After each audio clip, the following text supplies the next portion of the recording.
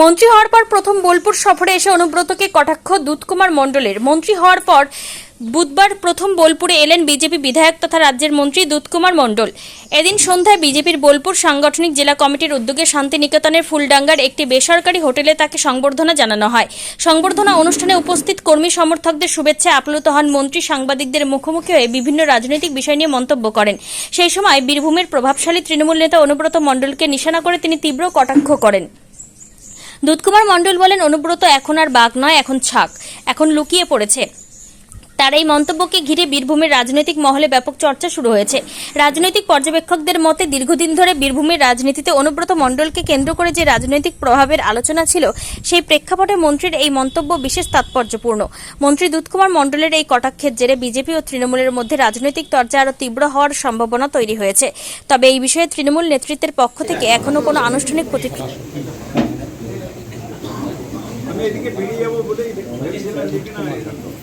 বীরভূমের ময়ূরেশ্বর বিধানসভার বিজেপি বিধায়ক সদ্য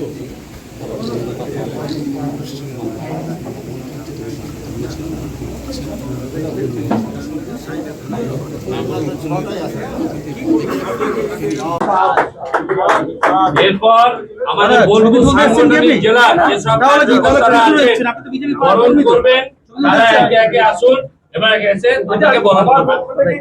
হবে না, এই জয় আপনার সাংগঠনিক জেলার জয়, আমাদের সভাপতির জয়।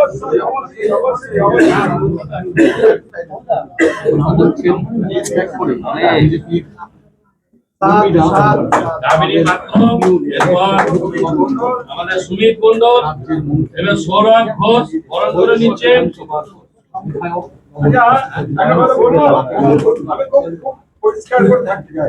একটা ফুলের তোড়ানে সবাই হাতে দিয়ে দিতে পারতাম, এতগুলো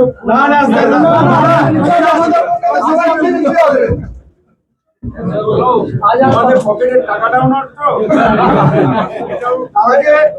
আমার দীর্ঘদিনের রাজনীতি গুরু যদি বলা হয়, সেটা আমার দাদা এবং আমার সমাদা দুজনকে সংবর্ধনা এবং শুভেচ্ছা। আমাদের আর অত্যন্ত প্রয়াসে আমরা দুটো নয় কটা চারটে নাকি খুব ভালো, খুব ভালো। সবাই অনুমতি নিয়ে খাবার দিন, আমি 1.5 থেকে 2 ঘন্টা লেটে আপনাদের বেশি সময় দেবো না। আমি আরো অনেক সময় এখানে পৌঁছানোর কথা ছিল, সময় বর্ধমান পর্যন্ত আমি প্রপার টাইম করতে করতে এসেছি, কিন্তু পুষ্করাতে একটা জায়গা থেকে 5টা জায়গা গেল, মানে সময় পিছাতে লাগলো। বোলপুরেও একটা জায়গা থেকেও 5টা জায়গা গেল, সময় পিছিয়ে যাচ্ছে। উপায়ে ছেলেগুলো দাঁড়িয়ে আছে, আর সাইডাতে প্রচুর ছেলেরা জামায়াত হয়ে দাঁড়িয়ে আছে থানাতে। মাননীয় ওসি সাহেব নীলোৎপল মিশ্র আমার বন্ধু স্থানীয় খুব করে আগ্রহ প্রকাশ করেছিলেন, সেই জন্য বললাম যে যাবার কথা একবার দেখা দিয়ে যাব। তো আমাদের বাকিদের সবাইকে একবার ওখানে ডেকে নিয়ে ইচ্ছে যে আপনারা অনেক সুখবর জানেন, বীরভূমের মতো জায়গায় 2জন আমরা ক্যাবিনেট মিনিস্টার। এটা বীরভূম বাইশটা আমাদের দপ্তর এখনো কোনো কিছু জানায়নি। সোমবার দিন পর্যন্ত আমরা দপ্তরের দায়িত্ব নিয়ে বসবো, এটা মনে হয় শুক্রবার দিন আমাদের অফিসের ব্যাপারগুলো জানিয়ে দেবে। আজকেও একটা ক্যাবিনেট পর্যায়ে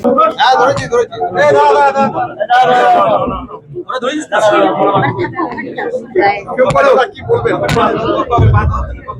ভালো লাগছে, খুব ভালো লাগছে। এই কারণে আমাদের এই লালমাটির দেশে এই বীরভূম জেলা থেকে 2জনকে আমাদের এই সরকার পূর্ণমন্ত্রীর দায়িত্ব দিয়েছে। এই জন্য বীরভূমবাসীর জন্য অনেক শুভেচ্ছা, বীরভূমের মানুষেরও অনেক শুভেচ্ছা আমাদের কাছে এসেছে। আমার খুব ভালো লাগছে, আনন্দিত, ভীষণ আপ্লুত, অভিভূত। আমরা কাজ করার জন্য উজ্জীবিত। আমাদের এই আনন্দ আর সবাইকে দেওয়ার জন্যে আজকে আসার সময় অনেককে খবর দিয়েছি যাচ্ছি বীরভূমে, তোমাদের সঙ্গে একটু রাস্তায় চলার পথে দেখা হলে ভালো হয়। এটা এত লোক এসছেন, এত শুভেচ্ছা, এত মানে অভিনন্দন, এটা তো ধরে রাখা যায় না। অত্যন্ত ভালো লাগছে। বীরভূমবাসীর উদ্দেশ্যে কি বার্তা দেবেন? দীর্ঘদিন ধরে জগদ্দল পাথরের মতো এই বীরভূমে নয়, বাংলার আপামর মানুষের বুকের উপর যে পাপ বসেছিল, যে সন্ত্রাসকারী সরকার বসেছিল, সেটা যে বিদায় হয়েছে, সেটাই আমাদের কাছে অত্যন্ত আনন্দের খবর। আমরা যা বলি তা করি। পার্টি আপনারা জানেন লক্ষ্মী ভান্ডারের পরিবর্তে অন্নপূর্ণা যোজনা আজ থেকে চালু হয়ে গেল। 1 তারিখ থেকে মহিলাদের বাসে বিনা পয়সার যাত্রা যেটা ঘোষণা করেছিল সেটাও চালু হয়েছে।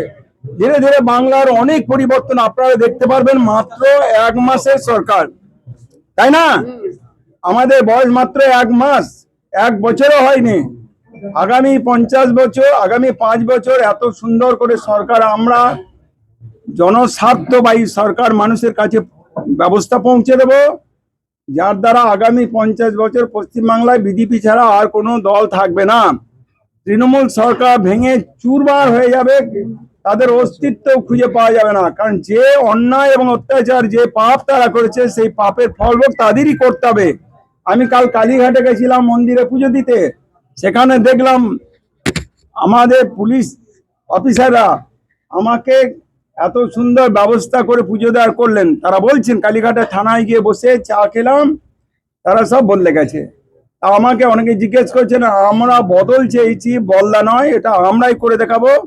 বাংলার আর্থসামাজিক ব্যবস্থার, বেকার ছেলেদের কর্মসংস্থান, মায়েদের সুরক্ষা, স্বাস্থ্য পরিষেবা, সর্বোপরি বাংলার গরিব খেটে খাওয়া মানুষ, ক্ষেতমজুর এবং যারা পিছিয়ে পড়ে আছে, অবহেলিত মানুষ, পীড়িত মানুষ, তাদের জন্য সরকার যে টাকা লুট করেছে, তাদের উন্নয়নের টাকা যে লুট করেছে, বাংলার কোষাগারকে যারা ফাঁক করেছে, বাংলাকে যারা ঋণের বোঝা বাংলা শিশুদের জন্য চাপে গেছে, এর প্রতিবাদ বিভিন্নভাবে হচ্ছে, হবে এবং তারা জেলে যাবে।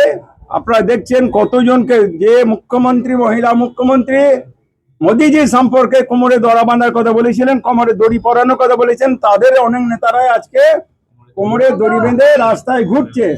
জয় আমাদের হয়েছে, সত্যের জয়, যত ধর্ম তত জয়। ভারতবর্ষের সব থেকে একটা বড় রাজ্য, আমরা পিছিয়ে ছিলাম, সরকারে আসতে পারিনি। মানুষের সমর্থনে নির্বাচন কমিশনের সম্পূর্ণ নিশ্চিদ্র ব্যবস্থার মধ্য দিয়ে বাংলার এই সরকারের পরিবর্তন হয়েছে। সেই জন্য প্রথম স্যালুট জানাই জনগণকে, যারা নিজেদের ভোট নিজেরা দিয়েছেন, আর জনগণের ভোটের দ্বারাই সরকারের পরিবর্তন এসেছে। বিভিন্ন চ্যানেল আপনারা আমার বক্তব্য দেখেছেন বোধহয়, তারা আমি কালকে সারাদিন ভোর, পরশুদিন সারাদিন ভোর প্রোগ্রামের পর বিভিন্ন চ্যানেলে গেছি, বলেছি একই কথায়, এই জয় জনগণের, এই জয় নির্বাচন কমিশনের, পরে আমাদের দলের জয়। দলকে মানুষ সমর্থন জানিয়ে জিতে নেয়। সেটা হচ্ছে প্রত্যাশা রয়েছে আপনার কাছে, আপনি একজন মন্ত্রী, বীরভূমে আপনি কোন কাজটা সব থেকে বেশি? দেখুন, আমি সরকার আমাদের 1 মাসের, আমিও দলের মন্ত্রী হিসাবে প্রথম দায়িত্ব পেয়েছি। আমি দপ্তর এখনো বুঝে নিতে পারিনি, বা আমাকে দলের দপ্তরে কাজ করার সুযোগ দেবে সেটা বুঝে নিতে যতক্ষণ না আমি বুঝে নিতে পারছি, ততক্ষণ আমি কি করার কথা আপনাদের কাছে বলবো। সততার সঙ্গে, স্বচ্ছতার সঙ্গে আমাদের যেটা মূল লক্ষ্য, সেইটাকে বজায় রেখে আমরা এই বাংলার সরকারের একজন মন্ত্রী হিসাবে, এবং সরকারের আপনারাও ভাগিদার, কারণ আপনারা by the people, for the people, of the people যদি হয়ে থেকে থাকে, তাহলে সেই সরকারের ভাগিদার আপনারাও। আমরা সরকারকে স্বচ্ছ ব্যবস্থার মধ্য দিয়ে নিয়ে যাব, এটাই বীরভূমবাসীর কাছে বড় পাওনা। বোলপুর তো দাদা আপনার কাছে পুরনো মাটি, আপনি যখন থেকে বোলপুরের দায়িত্বে ছিলেন তখন বিজেপি সেরকম সংগঠন ছিল না, এখন কি লক্ষ্য থাকবে বোলপুরকে নিয়ে? দেখুন, কবিগুরুর এই শান্তি নিকেতন, এই কবিগুরুর শান্তি, বড় নেতা মন্ত্রীরা এইখানে আপনারা দেখেছেন, একদিকে কেষ্ট মণ্ডল, তাকে বলে বাঘ, আমরা বলি না বাঘ নয়, ছাগ, কারণ আজকে লুকিয়ে পড়েছে। এই জন্য আমাদের একটা কবিতার কথা আছে, বাঘের সঙ্গে লড়াই করিয়া আমরা বাঁচিয়া আছি, আমরা হেলায় নাগের খেলায় নাগের মাথায় নাচি। তো আমরা ভালো সরকার দিয়েছি, আপনারা তৈরি করেছেন, ভালো সরকার ভালো ব্যবস্থা দেবে। আর বোলপুরের জন্য আলাদা কিছু আমরা এখনই বলছি না, আমরা আগে সরকারের এই মন্ত্রী হিসাবে কি হচ্ছে, এটা আমাদের ক্যাবিনেট ঘোষণা হয়েছে, দায়িত্ব পাই না, পেলে আমরা সবাই মিলে যা যা করা দরকার, যেটা মানুষের কল্যাণকামী হবে, মানুষের কাজে আসবে, মানুষ খুশি হবে, সেই কাজটাই তো আমরা করবার জন্য আপনাদের ভোট পেয়েছি, আপনারা ভোট দিয়েছেন। অতএব আগে আমরা ওই জায়গায় পৌঁছোই, কাজ বুঝে নিই, কাজ শিখে নিই। আমরা সবাই জেনে বুঝে আসিনি, সবাই আমাদের অভিজ্ঞতাও সরকারের মানে সরকার পরিচালনার অভিজ্ঞতাও নেই।